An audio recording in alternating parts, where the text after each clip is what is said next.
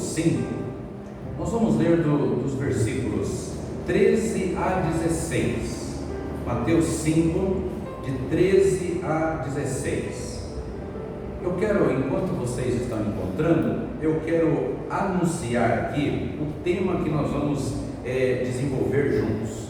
Eu quero pensar no seguinte tema: a influência do discípulo no mundo. A influência do discípulo no mundo. Mateus 5, de 13 a 16. Vamos ler esse texto então. Por favor, acompanhem suas Bíblias. Diz assim: vós sois o sal da terra. Ora, se o sal vier a ser insípido, como lhe restaurar o sabor? Para nada mais presta, senão para, lançado fora, ser pisado pelos homens. 14. Vós sois a luz do mundo. Não se pode esconder a cidade edificada sobre um monte, nem se acende, versículo 15, nem se acende uma candeia para colocá-la debaixo do alqueire, mas no velador, e alumia a todos os que se encontram na casa. 16. Assim brilhe também a vossa luz diante dos homens, para que vejam as vossas boas obras e glorifiquem a vosso Pai que está nos céus. Eu não sei se vocês já pararam para refletir ou para pensar, dedicar algum tempo sobre o nome discípulo. Discípulo. Eu penso que sim. Nós temos uma ideia de quantas vezes, principalmente no Novo Testamento, quantas vezes nós encontramos a palavra discípulo? Aproximadamente. Quantas vezes esta palavra se repete? A palavra discípulo. Acima de 250 vezes. É um número muito forte. É um número muito expressivo. A compreensão de ser um discípulo de Cristo, ela vai fazer toda a diferença na nossa vida, em relação a tudo aquilo que é prático, aquilo que é ação, tudo aquilo que nós vivemos. A influência do discípulo no mundo. Este é o tema que nós vamos falar. Discípulo é aquele que se dispõe a aprender tudo quanto o mestre ensina, pondo em prática toda a verdade aprendida. Toda a verdade aprendida. Ele é aquele que fica atento a cada ensinamento, e de cada ensinamento ele tira lições para a vida dele, e imediatamente ele busca a prática daquilo que ele aprendeu, daquilo que ele assimilou, daquilo que ele entendeu. O discípulo, ele trabalha também para que as pessoas venham ao conhecimento do mestre. O relacionamento do discípulo com qualquer outra pessoa, o alvo, o foco, a atenção dele vai ser: esta pessoa conhece o meu mestre, esta pessoa conhece o meu Salvador. Se ela não a conhece, a minha ligação, o meu relacionamento com esta pessoa, o meu convívio, vai ser sempre uma ligação intencional, boa, amorosa, pacífica, saudável, mas ela vai ser intencional, porque ela vai buscar a segurança que aquela pessoa venha conhecer o Senhor. É buscar mais pessoas para o mestre. Aliás, depois de conhecer o Senhor, depois de conhecer a pessoa de Jesus Cristo, depois de nós termos realmente a convicção de que Ele é o Salvador e Senhor das nossas vidas, a nossa vida ela só vai ter sentido se nós seguirmos o Salvador e ser submisso ao Senhor, ao senhorio de Cristo. Nós temos aqui neste texto, eu quero esmiuçar o texto de maneira assim muito pausada aqui. Primeiro eu quero destacar aqui um elemento que eu chamo elemento de preservação.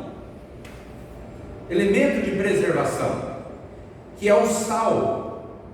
O versículo número 13, ele vai dizer assim: vós sois o sal da terra. Quem é o sal da terra nesse texto?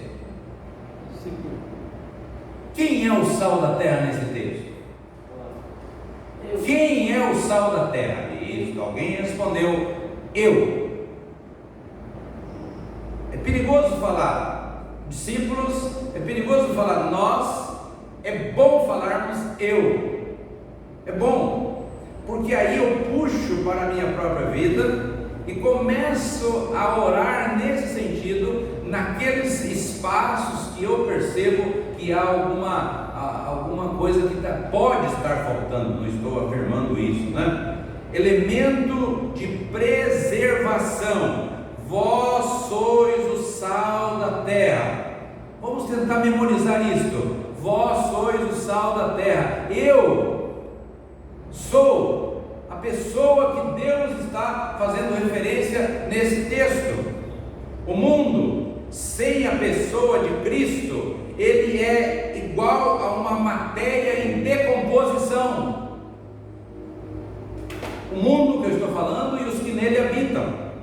Cabe aos discípulos, cabe numa linguagem que seja mais acessível para quem está me ouvindo, cabe aos crentes, aos cristãos, aqueles que dizem que querem, que têm uma vida com o Senhor. Cabe a eles, pela palavra e pelo testemunho, ministrar-lhes o Evangelho. O único elemento capaz de evitar o desastre total. Único. Não há saída para a humanidade, não há saída para as pessoas, nenhuma pessoa, mesmo aquelas que nós amamos tanto, o nosso pai, a nossa mãe, o irmão, o filho, a esposa, o esposo. Não há saída se estas pessoas não tiverem Jesus Cristo. O Evangelho é prioridade. Pregar o Evangelho é prioridade. A prioridade não é eu ter só o vínculo da amizade com a pessoa, mas é eu estar pregando o Evangelho, é eu estar entrando com a palavra e com os ensinamentos do Senhor à medida que os dias passam, que as horas passam, os relacionamentos vão tomando forma saudável. Cristo precisa fazer parte das nossas vidas. Elemento de preservação. Vós sois o sal da terra. Chame esse texto para você e responda diante do mundo, da sociedade, de você mesmo e diante, acima de tudo, do Senhor, quem você é, a sua identidade, como que você age. Busque isso em oração, numa comunhão muito íntima com Deus, e você verá que algo extraordinário vai acontecer na tua vida. Busque em Deus, como o Senhor nos ensina no capítulo seguinte, né? Entra no teu quarto, fecha a porta, se ajoelhe, diga para Deus o que você precisa, os recursos, as carências que você tem, que eu também tenho. Elemento de preservação é a primeira lição que nós estamos destacando neste momento. A segunda lição é extremamente importante, é elemento de orientação. Vocês sabem que eu gosto de transmitir dentro de uma ordem de ensinamento para que a nossa mente ela consiga acompanhar isso, né? Então, elemento de orientação. Há um elemento de orientação que às vezes nós o temos noite e dia, e nós não atentamos que ele existe. O versículo número 14 vai falar assim: vós sois a luz do mundo. A luz, um veículo numa estrada à noite, sem o funcionamento da energia ali, tendo a claridade, a luz certamente vai ter dificuldade de prosseguir viagem, porque está tudo escuro. Mas a luz que vai clareando o caminho, que vai iluminando, ela vai mostrando, é um elemento de orientação. A luz, nós somos, aqui o texto está se referindo à pessoa do discípulo. Vós sois a luz do mundo. A luz do mundo, há uma direção. Nós estamos dando direção para alguém, querendo ou não querendo. A nosso estilo de vida, nosso jeito de se vestir, nosso jeito de andar, nosso jeito de falar, nosso jeito de tratar as pessoas, nós somos vistos. Aliás, muitas vezes, ou nós somos muitos abertos, extremamente, que entram com um caminho não tão favorável, ou outra hora nós somos extremamente radicais. É difícil nós encontrarmos o ponto de equilíbrio, o tempero, o tempero, e nós temos que buscar isso. Nós temos que buscar a hora de tratar isto, a hora de tratar aquilo, como devemos fazê-lo. Nós temos que ter a consciência de que através de nós há uma orientação. É por isso que é interessante que o Evangelho, ele pode ser transmitido para uma criança tranquilamente, ele pode ser transmitido para um adolescente tranquilamente, ele pode ser transmitido para um jovem, desde que nós, como elementos de orientação, nós não extrapolamos os ensinamentos.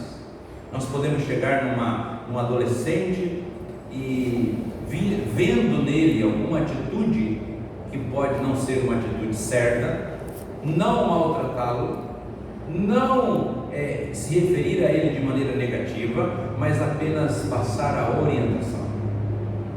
Especificamente, focar na orientação, focar naquilo que de fato, se é sincero o nosso compromisso de ser um elemento de orientação. Olha, fulano, se você não fizer isso, isso vai te prejudicar aqui, aqui, aqui. Mas isso dito de uma maneira que você percebe que aquela pessoa está acolhendo as palavras que você está passando. Não é sempre que a gente é feliz nessa comunicação, e vocês sabem disso. Muitas vezes nossas palavras elas não chegam até as pessoas como deveriam chegar. Mas louvado seja Deus quando nós podemos, em família, no convívio, perto de pessoas, onde nós podemos até voltar e fazer alguma correção e falar: olha, eu de repente tive uma atitude assim, quero pedir que você me perdoe, porque o certo não é esta, o certo é esta, então eu estou me corrigindo. Em alguns casos dá tempo de fazer isso, Então eu creio que nós temos que perseguir essa segunda lição, elemento de orientação. Você é esta pessoa, eu sou. Nós de alguma maneira, nós estamos influenciando a vida de alguém. Vez por outra, eu sou pego em situações onde eu tenho que tomar uma decisão na hora. E quando já está provado isso, quando a gente toma decisões imediatas, nem sempre nós acertamos. As decisões que são tomadas depois de oração, pensada, colocada sobre o senhorio de Cristo, pedindo para o Senhor: Senhor, é isso mesmo, me ajuda, eu preciso de um tempo para eu refletir e ouvir sinais do Senhor, orientação do Senhor. Isso ajuda. Essa semana eu iniciei um assunto para ser resolvido e num dado momento a pessoa do outro lado estava assim, muito querendo ser imediatista, e eu também, e nós percebíamos que não, mas se for por aqui e tal, eu falei: faz assim, vamos deixar esse assunto para nós conversarmos amanhã. E passou, e no outro dia ainda o assunto estava um pouco faz assim, vamos deixar para amanhã. E quando chegou no terceiro dia, o assunto parecia que estava tão fácil de resolver. O caminho já tinha sido dado e foi resolvido. Tão tranquilo. Elemento de orientação: vós sois a luz do mundo. Dizer para aqueles que nos cercam: olha, veja por aqui, mas verifique se nesse acúmulo de orientações de comunicação não está havendo alguns excessos, porque às vezes nós cometemos isso, todos nós cometemos alguns excessos. Nós queremos muitas vezes controlar pessoas, queremos dominar, queremos ter atitudes que é reservada somente para o Criador, não é para nós. Nós não mandamos, nós conquistamos, nós ajudamos, nós somos úteis, nós damos suporte, mas nós não fazemos as coisas. Quem trabalha dentro do ser humano e faz toda a mudança é o Senhor. Maior que o dever é o privilégio do discípulo, do crente, do cristão, em levar o mundo que vive intensas trevas a trilhar a estrada luminosa que conduz à vida eterna. Eu observo que a gente escuta por aí, né? E vocês já escutaram também, as pessoas dizendo: olha, eu tenho fé e tal, né? Algo dessa natureza, né? E essa semana eu estive estudando um pouco mais, né, sobre como a gente argumentar, como pensar, como receber essas informações, e a gente tem uma resposta, né? Que a maioria das pessoas, elas têm fé, mas elas não têm a fé salvadora. Elas têm a fé da solicitação de curas. Elas têm a fé que diz respeito à vida material. Então elas têm a fé de ter dinheiro, de ter isso, ter aquilo, mas elas não enxergam a fé salvadora. Esta fé salvadora, ela vem de Deus. É a fé que Deus planta no coração do homem. E aí este homem que lutava tanto para ter isso, para aquilo, agora o foco dele é a eternidade com o Senhor. Ele sabe, ele já compreendeu através dessa plantação da fé salvadora, de que a outra fé de ter, de obter, ela é uma fé carnal, ela é uma fé humana e ela é uma fé transitória. Interessante isso, né? Uma terceira lição nesse tema, a influência do discípulo no mundo, é de que ele é elemento de contemplação. Veja, eu disse elemento de preservação, primeira lição. Segunda lição, elemento de orientação. Eu utilizei o versículo 14. Agora eu continuo usando o versículo 14 para me basear, para falar elemento de contemplação. Uma cidade situada sobre um monte. Diz assim: vós sois a luz do mundo. Tá. Depois, continuando. Não se pode esconder a cidade edificada sobre um monte. Nós somos vistos. Você é visto. Não adianta. Há pessoas que se atrapalham muito, porque elas se prendem numa ignorância, muitas vezes, elas se prendem a uma denominação, a um grupo, a uma chamada, né, muitas vezes, entre aspas, igrejas, mas ela lá fora, ela não vive. Ela não é uma pessoa pacífica, ela não é uma pessoa que busca harmonia, ela não é um monte de coisa, para ser ainda mais claro, ela é tudo lá fora, menos discípulo de Cristo. Lá fora é tudo, menos discípulo de Cristo. Então não há casamento entre o que ela diz e o que ela vive. Não está compatível isto. O que ela vive, o que ela fala é uma coisa, e o que ela vive é outra coisa. A vida do discípulo de Cristo não pode e não deve ser escondida. Não é possível. O texto está dizendo uma cidade situada sobre um monte. Ainda que o discípulo quisesse escondê-la, o mundo a descobriria e contemplaria nela a boa ou a má influência, dependendo da maneira de proceder do cristão, dependendo da maneira como ele se comporta. O mundo vai dizer, as pessoas vão dizer quem ele é. Por isso que compreender isto, compreender a nossa identidade, nós quando chegamos em um comércio, alguma coisa do tipo, ou em alguma loja que a gente tem que fazer algo do tipo chamado financiamento, sim, nós chegamos lá e falamos o quê? Eu sou fulano de tal e apresento o meu RG, não é? E pega-se ali o número do meu CPF, essas coisas todas para você se identificar. Então, quando você se apresenta assim, você também se apresenta como um discípulo de Cristo. Porque em dado momento, em algum minuto depois, vai surgir algum assunto, porque é isso que Deus faz, porque da visão de Deus para com você, entendendo que tudo isso num ambiente de plena espiritualidade, entendendo que você declarou uma fé a Cristo, Ele está fazendo o que na primeira oportunidade? Ele está preparando um ambiente para que você fale dele. Ele está preparando toda uma situação para que você transmita uma mensagem de quem você é, além de você se chamar fulano e ter o número do CPF e tal. Ele agora tem o que é mais importante do que aquilo que você está fazendo, que é falar sobre a eternidade. Mas será que a gente tem essa compreensão?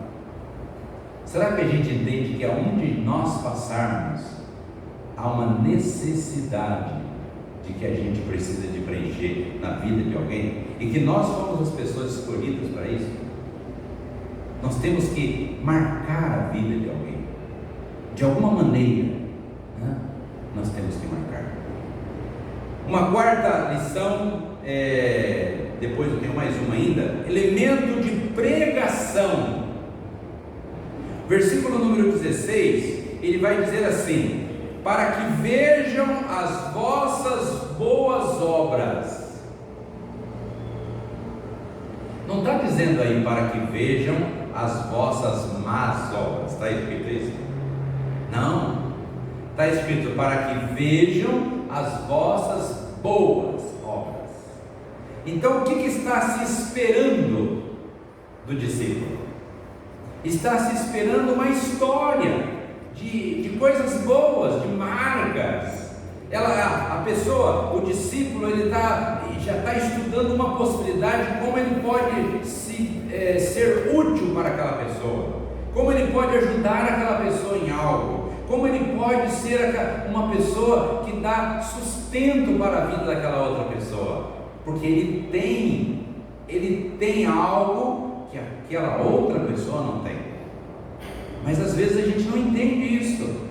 Para que vejam as vossas boas obras. Vejam. O que é ver as vossas boas obras?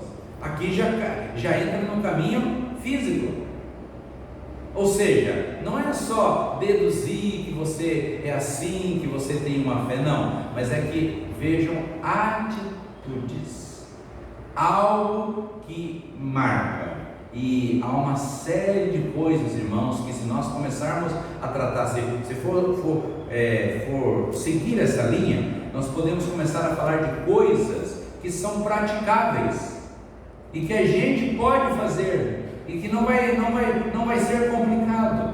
Eu tive uma informação essa semana e, aliás, na verdade eu tive duas, mas eu vou falar de uma. Onde uma das irmãs, que foi minha ovelha há muitos anos atrás, há mais de 20 anos atrás, ela me mandou uma seguinte mensagem: pastor, a irmã tal, que é tia dessa irmã, e ela perdeu o esposo essa semana, o esposo faleceu. E depois veio uma outra mensagem desta irmã que estava falando comigo, irmã carnal, e também na fé, dizendo que também foi minha ovelha, dizendo: pastor, as duas pedindo: pastor, o senhor poderia mandar uma mensagem para ela, o senhor poderia dar uma atenção para ela, por favor? Ela está desesperada. Completou-se 49 anos de vida conjugal. 49 anos de vida conjugal. Então imagine o abalo dessa mulher, né? E eu me lembro que este homem, ele foi uma das pessoas que marcou a história lá na igreja onde eu pastoreei, né? Nós precisávamos de encher uma laje maior do que esse templo aqui, tanto de largura como de comprimento, e em um dado momento acabou a água. E como prosseguir com a falta da água, né? E este homem aparece, e na época ele morava próximo da igreja, do templo, e ele então tinha lá um reservatório de mais de 5.000 litros de água, e ele tinha um sistema que ele criou, porque lá faltava água de vez em quando, então ele criou uma estrutura muito boa, tinha bomba, tinha toda uma estrutura, e esse homem, além disso, ele tinha ele tinha tambores, ele tinha um caminhão. Então imagine como que Deus cuida de cada detalhe. Então, foi um dos dias que até na hora que nós tiramos uma foto lá, foi interessante que era na época ainda dos flashes, aquelas coisas, né? Há mais de 20 anos, né? Então eu lembro que apareceu como se fosse um raio do céu, assim, sabe? Uma coisa assim sobre o grupo, né? Eu tenho essa foto guardada aí, né? Do trabalho que foi feito, e isto marcou a minha vida, trouxe recordações, né? Boas, né? Aí eu não conseguia falar com ela porque ela estava muito assim, prantos e tal. Eu decidi fazer uma oração e gravar. Gravei um áudio orando por ela. Senhor, toma ela nas tuas mãos, abençoe a vida dela, sustente. Eu fui orando, né? E orei, eu creio que talvez entre 1 minuto e meio, 2 minutos e meio aproximadamente, não me lembro. E a resposta que eu tive, inclusive ontem aqui, de que Deus fez uma obra extraordinária, que depois dessa oração essa mulher entrou numa calma, mas a gente vê que é Deus que usa as nossas vidas quando há uma predisposição de cada um de nós. Elemento de pregação é o testemunho, a pregação mais expressiva na vida do discípulo. Suas obras são a Bíblia para muita gente. Nossas atitudes para muitas pessoas podem até ser entendido como a revelação das Escrituras, pela nossa fidelidade a Deus e às Escrituras. Nós falamos da Bíblia com a vida. É imbatível o argumento que resulta de um testemunho edificante, um testemunho que pode ser comprovado através das nossas vidas, que não há variação, que aliás é uma luta nos nossos dias, né? A luta nos nossos dias é a variação, né? Muitas pessoas, eu ainda entendo que é uma falta de ensino, é uma falta de atendimento talvez personalizado com a pessoa, ajudando a pessoa no particular, não no coletivo. Eu não creio que o coletivo hoje consiga ajudar algumas pessoas. Eu creio que o individual é melhor, para que você veja onde que a pessoa está e parta daquele ponto ali e conviva com ela e mostre e a ame, enfim, aplicando aqui o exemplo do mestre, né? No tratamento individual com as pessoas, né? Eu fico imaginando Cristo indo até aquele homem, o endemoniado, né? E fico imaginando os outros discípulos olhando fisicamente ali para a situação e talvez dizendo até para Jesus, não está escrito isso, tá? Mas dizendo para Jesus: Senhor, a família dele já abriu mão, provavelmente médicos, né? A sociedade ele já está num cemitério, deixa lá, não mexe com isso não, porque, né? O senhor vai arrumar problema, né?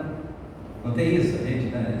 Não mexe não, que a gente vai arrumar problema, né? A gente não quer ajudar as pessoas, né? Porque vai arrumar problema, né? Mas Jesus vai até lá, né? E ele começa um relacionamento, começa uma aproximação, começa um milagre. Última lição: elemento de glorificação. Elemento de glorificação. Versículo número 16 diz assim: glorifiquem, veja, depois de vejam as vossas boas obras, e glorifiquem a vosso Pai que está nos céus. Que coisa linda, maravilhosa, especial, quando na nossa vida todas as coisas que são possíveis serem executadas, elas são direcionadas para Deus. Você diz em alto e bom som, você diz: olha, é Deus, foi Deus que usou a minha vida para falar com você, é Deus que usa a sua vida para falar comigo, é Deus que usa as circunstâncias, é Deus que usa experiências doloridas na nossa vida. Irmãos, às vezes nós passamos por sofrimentos, né? Recentemente aqui na nossa igreja, uma família, né, toda, né, passou por um período difícil, né? Meus irmãos, este período certamente é educacional, certamente é de orientação, certamente é de crescimento, e nós temos que enxergar isso.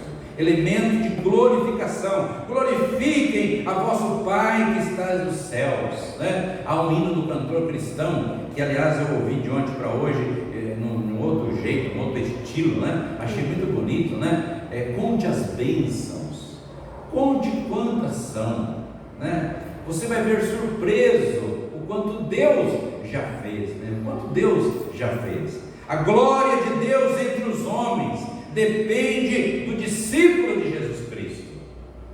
Depende do discípulo, porque através do discípulo a palavra de Deus vai ser vista, através da vida do discípulo. Se agirmos conforme a vontade de Cristo, os outros estarão no caminho de glorificar o nome de Deus através das nossas vidas. Se descuidarmos e relaxarmos em nosso procedimento, em nossas atitudes, o nome de Deus ele pode vir a ser até mesmo blasfemado pelos gentios, que somos nós, como diz Paulo em Romanos 2:24. Não sei se vocês conhecem esse texto. Romanos 2:24 diz assim, olha, vamos ler juntos rapidamente. Romanos 2:24. Eu estou caminhando para o encerramento da minha fala. Romanos 2:24. Vamos ver o que diz esse texto. Romanos 2:24. Diz assim: pois como está escrito, o nome de Deus é blasfemado entre os gentios por vossa causa. Eu quero pedir a Deus que isto, que é muito sério, né, não aconteça nas nossas vidas, não aconteça na minha vida nem na sua, né, que nós sejamos para toda a humanidade e de uma forma específica para aqueles que estão mais próximos a nós, eles vejam em nós que nós somos uma ferramenta útil nas mãos de Deus.